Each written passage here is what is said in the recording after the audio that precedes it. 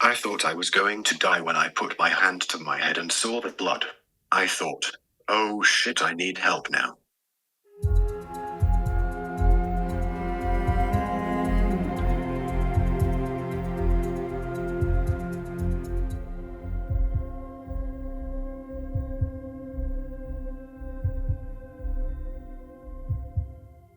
I signed up when I was 18. I had a friend who had joined the army and he was telling me all about it and it sounded quite exciting, and I wanted to push myself. I loved training. I got to see the world. I went to South Africa on a safari on horseback.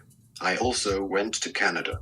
I hadn't traveled much, and now I was seeing the world. It broadened my horizons. And I passed my driving test. It was the best time of my life. I loved being a soldier. Despite everything that has happened to me, it was the best decision I ever made and I don't regret it for a moment. I'm still in touch with some of the people I served with in the 4th Battalion, the Rifles, and I attend Just Rifles' annual charity dinner and dance. Being in the army was the best time of my life. I was serving in Basra, and on my first tour, in 2007. I was only 19 at the time. All I can remember is that I was told to go on guard on the Sangha, or fortification.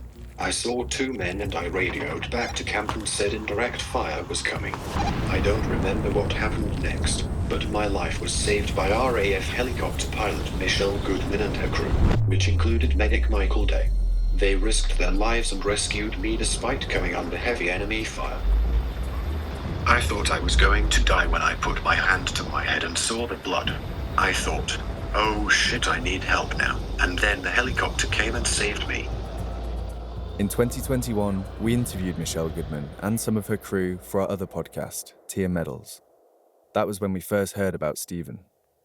Chris Parker was the number 2 crewman on the Merlin helicopter that went to rescue Stephen.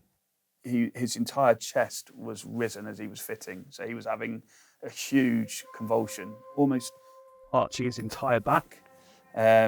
And I could see as he came onto the ramp that he was very, very poorly.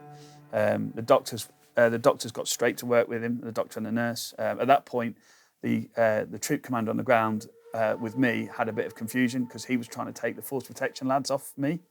Because I don't think they had an awful lot of guys there at the moment, and I was trying to get him back on. So I moved him out of the way and said, we're keeping them, got them back onto the aircraft, ramp went up. At that point, it was a case of me getting up as quickly as I can so we could get away. And then lifted and departed. We were definitely taking some form of contact as we departed. It was very evident once we got above a sort of a safe height that this lad was in a very, very poorly state. The doctors and nurses were moving quicker than normal, I'd say. I wouldn't say, certainly not panicked. They were incredibly professional, but they were working at a fair pace. You could see that they were putting all sorts of lines into him at the time. And at that stage, for me, I'm pretty sure it was me then that was radioing ahead to the hospital to give them a missed report, just to let them know that we'd got him and that what his injuries were. If I remember rightly, he had a pretty traumatic injury to his head, and certainly shrapnel damage, if off the top of my memory, having been hit by a mortar round, I think. It was very evident, though, to me. He was certainly one of the poorliest troops that we'd had at the ramp for a long time. And I include people with double amputations and, so straight back to Nightingale, or whatever it was called back then, and landed on, and he was met by the gurney, by the hospital team who took him straight in. We used to get the reports from the hospital as to how they were getting on, and the doctor went off on that occasion with the patient to do a handover, so he then drove back down to us, and he said at the time that he didn't think he'd survive.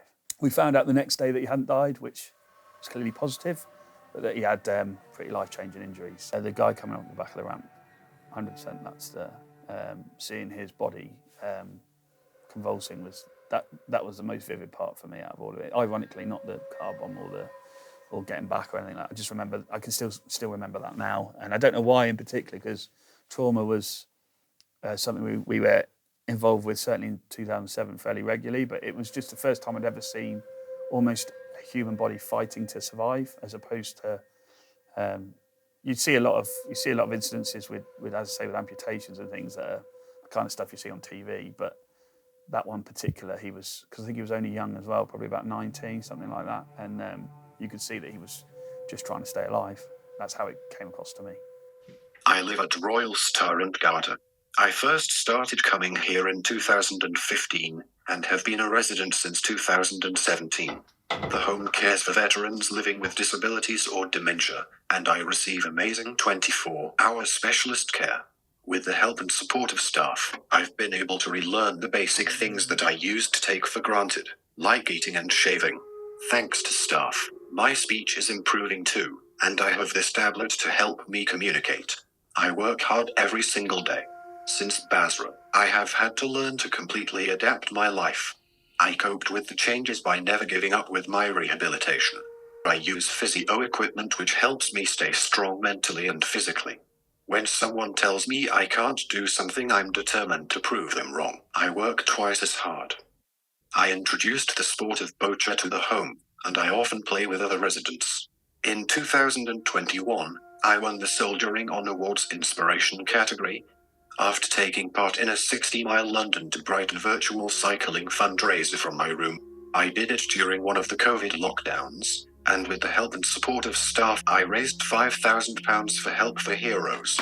Whilst London to Brighton bike ride is usually a one-day event, for me it was a 6-week challenge on my adapted static bike using my arms and legs alternately. It was tough. There were some days that were harder than others. It needed a lot of commitment, and there were some times when I didn't feel up to it. But I wasn't going to give up. I was getting lots of public support that pushed me on, and I was getting messages from people like Claude Sugar, Jeremy Vine, Lorraine Kelly and the Loose Women team. I was happy just to be nominated for the Soldiering On Award. I didn't expect to win, and I was absolutely stunned when I did. Never give up. Even when you're at your lowest point, keep going. Keep fighting and things will get better. I'm living proof of that.